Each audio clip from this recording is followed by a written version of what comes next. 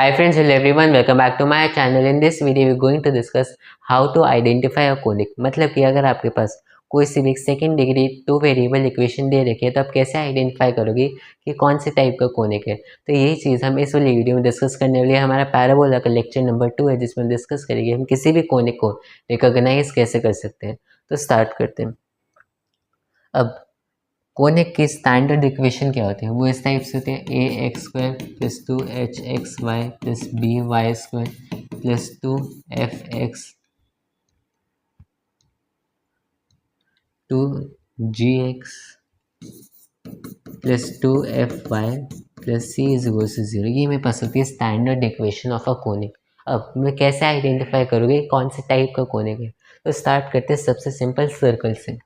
तो अगर ये मेरे पास सर्कल की इक्वेशन है तो इसे दो कंडीशन सेटिस्फाई करनी होगी। पहले कि h को 0 होना होगा और दूसरा a और b दोनों को बराबर होना होगा।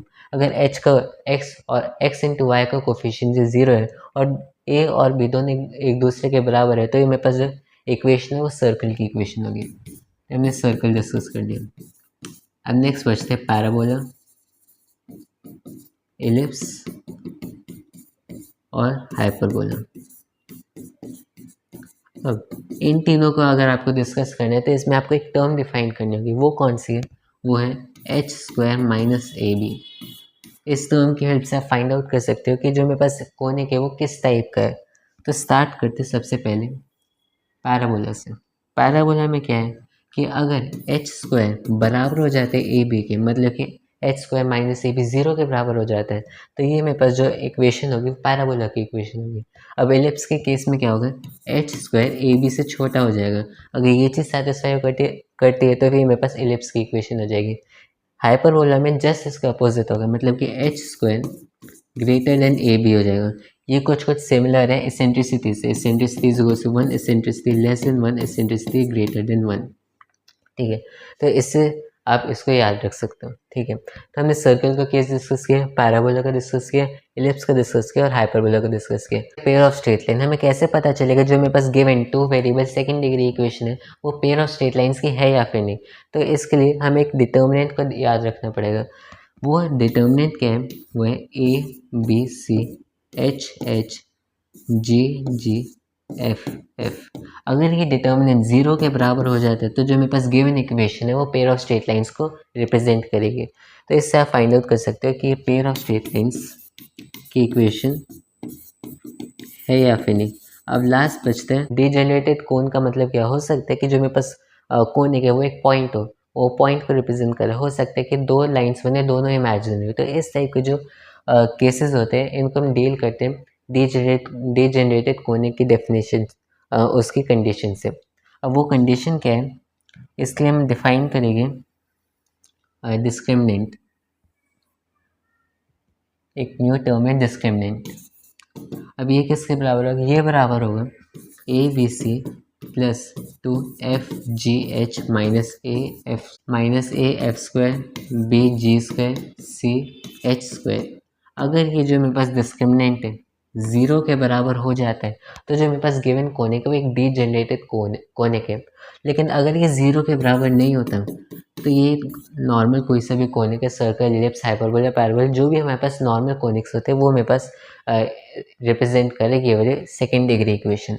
ये हमने देख लिया डीजेनरेटेड कोन का क्या कंडीशन होती है। अब एक और चीज़ बचती है वो है रेक्टेंगुलर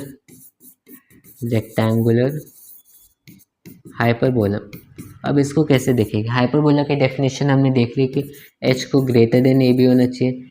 एसेंट्रिसिटी इस केस में ग्रेटर देन 1 होता है। आप साथ में ये भी जोड़ सकते हो कि जो मेरे पास डिस्क्रिमिनेंट है वो 0 के बराबर नहीं होना चाहिए वरना वो एक डीजेनरेटेड कोनिक बन जाएगा। ठीक है, तो ये तीन कंडीशंस तो आपको समझ में आ गई। अब ये हाइपरबोला होता है, लेकिन ये रेक्टेंगुलर हाइपरबोला। अगर रेक्टेंगुलर हाइपरबोला है तो फिर a प्लस बी को 0 के बराबर होना पड़ेगा। आप ये वाली कंडीशन साथ में इसके ऐड कर सकते हैं। तो अब तक हमने सारे 4 स्टैंडर्ड कोनिक्स की कंडीशन देख ली, रेक्टेंगुलर हाइपरबोला की कंडीशन देख ली, डीजेनरेटेड कोनिक और पेयर ऑफ स्ट्रेट लाइन, इन सब की हमने कंडीशंस देख ली। अब लास्ट एक एग्जांपल से एंड करते हैं। एग्जांपल ये कि 2x square 3y square minus 2xy plus 4x plus 3x plus lambda is equal to 0। तो ये आपके पास एक second degree two variable equation दे रखी है और मुझे लैम्डा की वैल्यू फाइंड आउट करनी है सच दैट ये जो मेरे पास गिवन इक्वेशन है वो पेयर ऑफ स्ट्रेट लाइंस को रिप्रेजेंट करे। अब कोई सी भी इस टाइप की equation pair of straight lines को तभी रिप्रेजेंट करती है जब जो गिवन डिटर्मिनेंट है A B C H H G G F F, अगर ये डिटर्मिनेंट 0 के बराबर हो जाता है तब ये पेयर ऑफ स्ट्रेट लाइंस को रिप्रेजेंट करेगी। तो इसे इसमें पुट कर देते हैं ए बी सी, ए की वैल्यू 2, बी की वैल्यू 3 और सी की वैल्यू लैम्डा।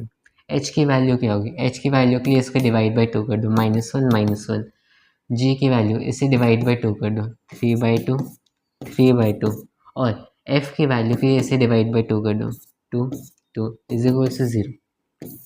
तो ये डिटर्मिनेंट, इस डिटर्मिनेंट को अगर आप सॉल्व करते हो और इक्वल टू 0 कर देते हो आपके पास लैम्डा की वैल्यू आ जाएगी। अब और उसको अगर यहाँ पे पुट कर देते हो तो ये पेयर ऑफ स्ट्रेट लाइंस को रिप्रेजेंट करेगा।